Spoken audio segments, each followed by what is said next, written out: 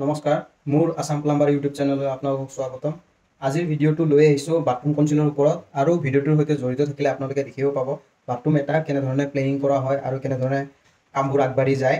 তো ভিডিঅ'টোৰ সৈতে জড়িত থাকিলে আপোনালোকে কিছুমান ভুলৰ পৰা হাত সাৰিব পাৰিব আৰু কিছুমান প্লেনিং কৰি বাথৰুমৰ কামবোৰ আগবঢ়াব পাৰিব। তো বলক বেছি দেৰি নকৰি মই মোৰ কামৰ ঠাইলৈকে যাওঁ, বলক ভিডিঅ'টো আৰম্ভ কৰোঁ।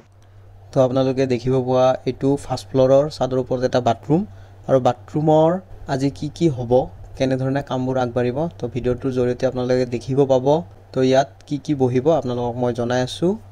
তিনিফালে ৰুম আছে, তো এইফালে আউটলাইনটো বনাব লাগিব। ইয়াতে আপোনাৰ ডিষ্টেঞ্চ আছে আপোনাৰ মাত্ৰ 16 ইঞ্চি। 16 ইঞ্চি আপোনাৰ ডিষ্টেঞ্চ আছে আৰু ইপিনে চাইডত এটা বেলকনি আছে। তো এই গোটেই বাথৰুমৰ আউটলাইনটো এইটো চাইডেদি বনাই লৈ যাব লাগিব। তো এইটো চাইডেদি বনাই লৈ যাব লাগিলে ইয়াতে হ'ব কোমোড এটা, প্লাছ শাৱাৰ গিজাৰ থাকিব আৰু প্লাছ এটা বেচিন থাকিব। তো এইটো বাথৰুম কেনেকৈ কৰিলে ভাল হয় আপোনালোকক মই সৰু এটা ছাজেশ্যন দিব ওলাইছোঁ। বাথৰুমৰ মানে আপোনাৰ গোটেই এইটো চাইড আছে 6 ফুট।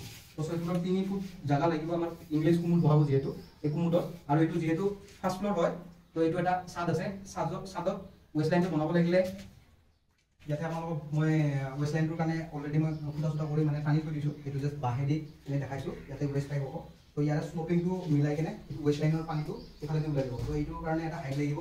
এইটো হাইটটো হৈ আছে আপোনাৰ মানে ফ্ল'ৰত চাই আপোনাৰ 5 ইঞ্চি হাইট এটা হৈ আছে। তো এইটো মেইন ফ্ল'ৰত চাই 5 ইঞ্চি এটা হাইট আহিব।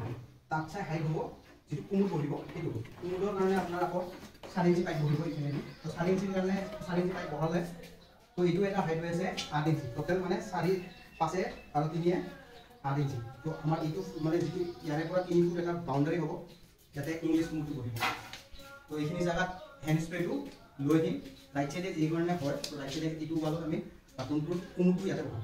তো এইটো চাইড বহালে কি হ'ল হয়, হেণ্ড স্প্ৰে হ'বৰ কাৰণে ঠাই নাই, মানে এইটো পিছফালে বহাব লাগিব।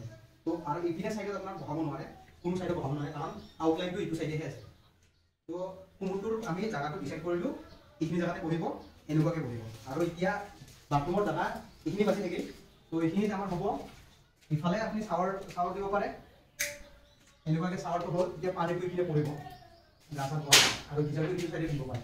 আৰু এটা ঠাই আছে এইটো চাইড, এইখন ৱালত চাৱাৰ দিব পাৰে আপোনাৰ। এইটো চাইড চাৱাৰ, এইপিনে গিজাৰ। তো এইটো চাইড এটা হ'ল, কিন্তু বেচিন এটা বহাব লাগিব ইয়াতে। তো বেচিনটো যাব এইখিনি জেগাত। তো বেচিনটো যিহেতু আমি ৰাইট হেণ্ডেদি ইউজ কৰোঁ মুখ চুখ ধোৱা, তো বেচিনটো ইয়াতে বহিলে 3 ফুটৰ মিডিল চেণ্টাৰত বহাই দিম। তো এইটো এটা আছিল মালিকৰ লগত চাজেশ্যন কৰি। তো এইটো ডিচাইড হ'ল, বেচিনটো এইটো চাইডে আহিল আৰু চাৱাৰ লাইনটো ইফালে হ'ব। আৰু যদি মালিকে বিচাৰি লয়, মালিকে বিচৰা মতে মই এইপিনে বহাই দিলোঁ হয়।